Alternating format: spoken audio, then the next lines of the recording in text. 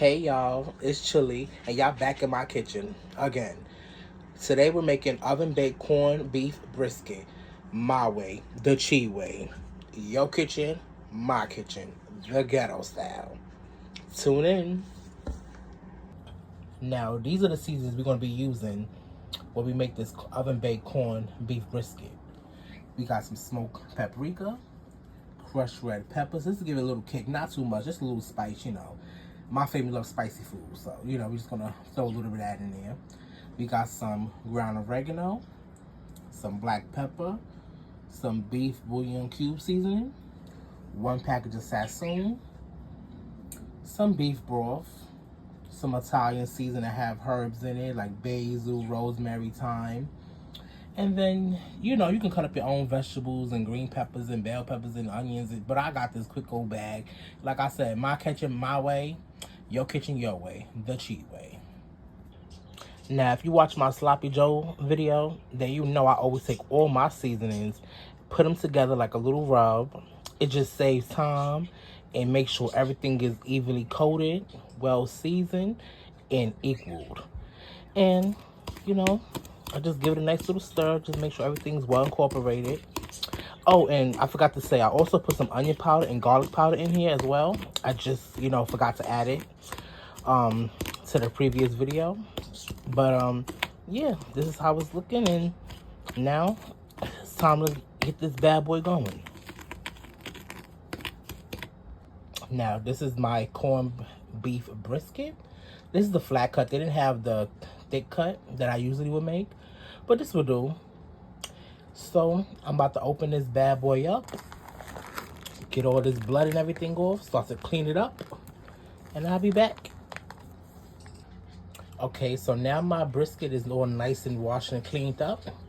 Now you see it got some of this fat. Now, if it was overly thick or like too much fat, you could trim and cut some of it off.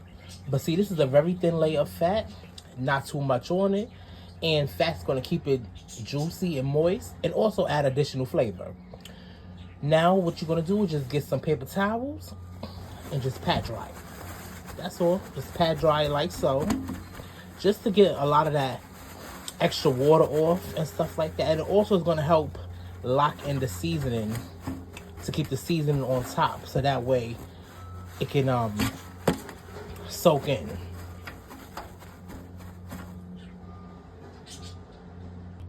Now, this brisket does come with its own seasoning, but if you know me, you know I like to do my own thing, my own seasonings, my own flavors upon my kitchen. So I'm not going to use it. But if you was, all you got to do is take this, open it up, sprinkle it on top. It has chopped up bay leaves in it, but you can add 2 bay leaves on top. Throw some beef broth or water and cover it and just throw it right in the oven. But you know me, like I said, it's the Chi way. I do everything different. So now I have my seasonings on the bottom part, not the top where the fat is at. I want season on both sides. So I have my seasonings on the bottom, and now I'm going to flip this bad boy over and put the remaining seasonings on the top. Now I got my brisket all seasoned up, and it's ready to go to the oven. Now all I'm going to do is add my can of beef broth to the bottom of this. As you can see, I have my vegetables all laid out like a bed, and I got it right on top. So I'm going to add my beef broth, cover it tightly with some foil, and I'm going to let this bad boy go in the oven for about 3 hours and a half. And then for additional half an hour, I'm going to take the foil off and just let it, get a little brown on top. But I'll show you the results when it's done. Okay, y'all. So this is how it's looking after 3 hours and a half. It's pretty much done at this point. But, I just wanted to cook just a quick little 30 more minutes. As you can see, it's soft. Nice and soft. My fork is going right in it. But I just want a little 30 minutes extra just to brown it up some, get a little crisp, little nice little edge, and I'll show you the finished product when it's all done. Now, before you put it back in the oven, you just want to take some of these juices and just pour it right on top. Just like so. Just, it's already, been moist and tender because it's kind of like with steaming with the little mafo on top. But you just want to give it that extra juice on top. Just to let it sit. Right on top. All the flavors to incorporate inside and just make it nice and juicy and tender. And once this bad boy is done and you take it out, you want to let it rest for at least 20 minutes. And if you want to rush, at least 10 minutes. But you just want to pour it all over just like so. Because you want them juices to lock back in before you cut it. You don't want to take the brisket out and cut it right away, and then next thing you know, all the juices running on the plate. No, you want them juices to seal in and lock. And then after 20 minutes, you give that a cut, and you serve it right up.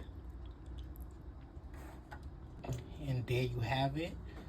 Corned beef brisket in the oven. Well seasoned, well flavored, moist, ready to be put and plated on your plate.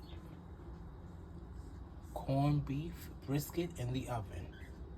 The Chi way.